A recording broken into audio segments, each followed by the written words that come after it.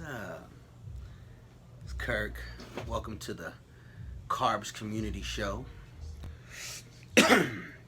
This is show number 19, I believe. I'm not sure. You have to look it up. I've been reading this book, The Subtle Art of Not Giving a Fuck. It's an awesome book. You're going to love it if you ever go ahead and read it. I wanted to read a little bit out of the book today for you. Really profound information I want to share with y'all. The book is written by Mark Manson, right? And he goes into, in this chapter, is the importance of saying no. And in this chapter, he talks about his business started taking off, and he had some money, so he started traveling the world. He went to 55 countries, met all kinds of people, was with all types of women, had just all the freedom. He never wanted to settle down because he had this freedom. But he started learning that the more freedom he had, the less significant the experiences became, because he was just doing them all the time, and pretty soon he would just forget as he went to the next country or whatever. So I wanted to read you a little bit out of this book, and I hope you get something from it. It says, "Now I live in New York. I have a house and furniture and an electric bill and a wife. None of it is particularly glamorous or exciting, and I like it that way. Because after all the years of excitement, the biggest lesson I took from my adventuring was this: absolute freedom by itself means nothing.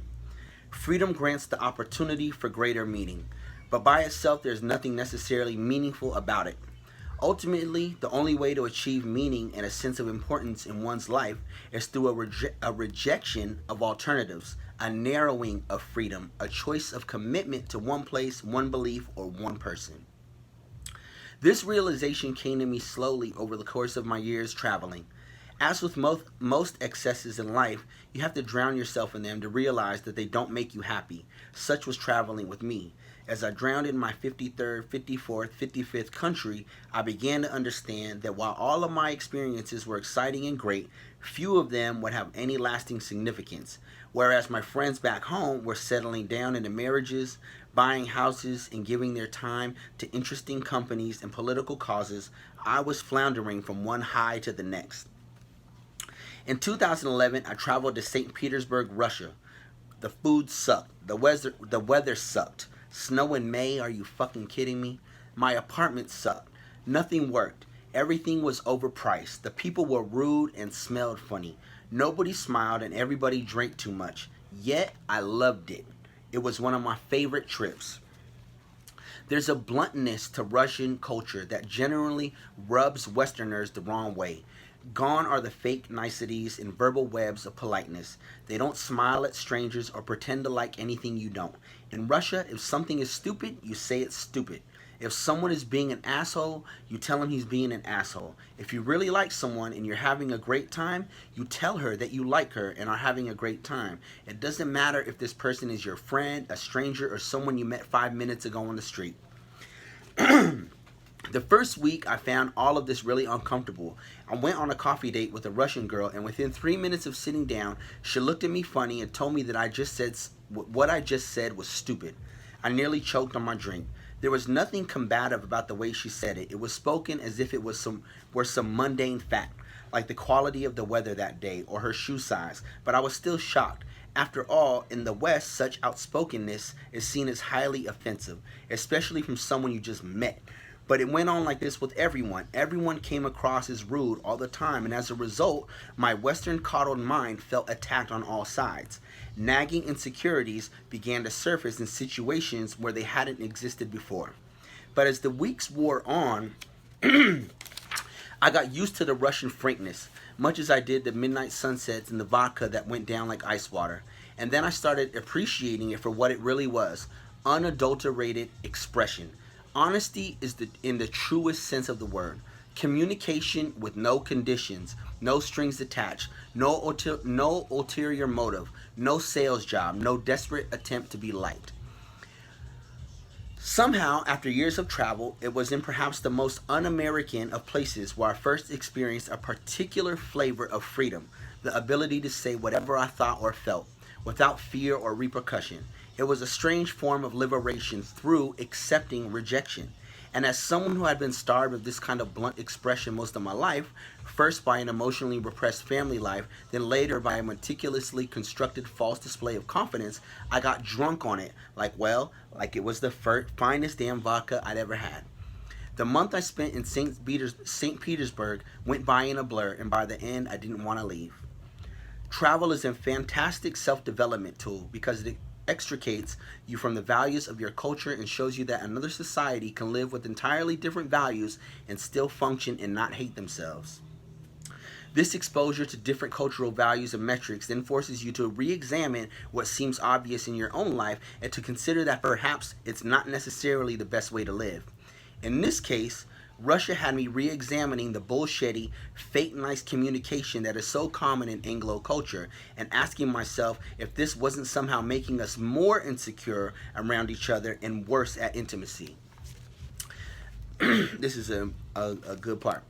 I remember discussing the dynamic with my Russian teacher one day, and he had an interesting theory, having lived under communism for so many generations with little to no economic opportunity and caged by a culture of fear. Russian society found the most valuable currency to be trust. Okay? And to build trust, you have to be honest. That means when things suck, you say so openly and without apology. People's displays of unpleasant honesty were rewarded for the simple fact that they were necessary for survival. You had to know whom you could rely on and whom you couldn't, and you needed to know quickly. But in the free West, my Russian teacher continued, there existed an abundance of economic opportunity, so much economic opportunity that it became far more valuable to present yourself in a certain way, even if it was false, than to actually be that way. Trust lost its value. Appearances and salesmanship became more advantageous forms of expression. Knowing a lot of people superficially was more beneficial than knowing a few people closely. This is why it became the norm in Western cultures to smile and say polite things even when you don't feel like it, to tell little white lies and agree with someone who you don't actually agree with. This is why people learn to pretend to be friends with people they don't actually like, to buy things they don't actually want. I'm going to say that again.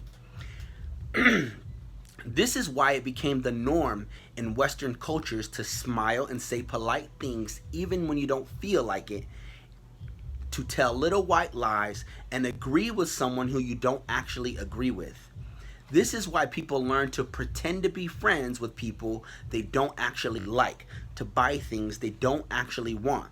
The economic system promotes such deception. The economic system promotes such deception. The downside of this is that you never know in the West if you can completely trust the person you're talking to. Sometimes this is the case even among good friends or family members. There is such pressure in the West to be likable that people often reconfigure their entire personality depending on the person they're with. I mean, that's just, how real is that? You know what I'm saying? There's so much I want to say about that. But there's a freedom to not giving a fuck if someone likes you or not, and just keep it real. Just be honest. Just say what you really feel, say what you really mean, and communicate with people. You have better relationships. You'll feel better. You know what I mean? It works to your own advantage to just be honest. I was talking to one of my clients this morning, and it was talking about, like, if you never acknowledge your faults, if you don't be honest with yourself, you can never overcome those flaws, and you're just stuck where you are, repeating the same life over and over instead of growing. Especially if you have a desire to move on and have a better life, and have better relationships, and just be happy. You can't do that if you are so in denial of your own flaws.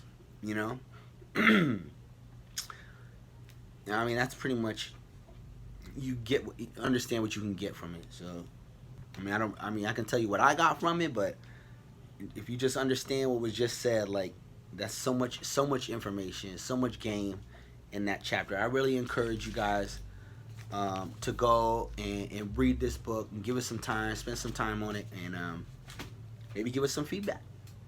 All right, grow together.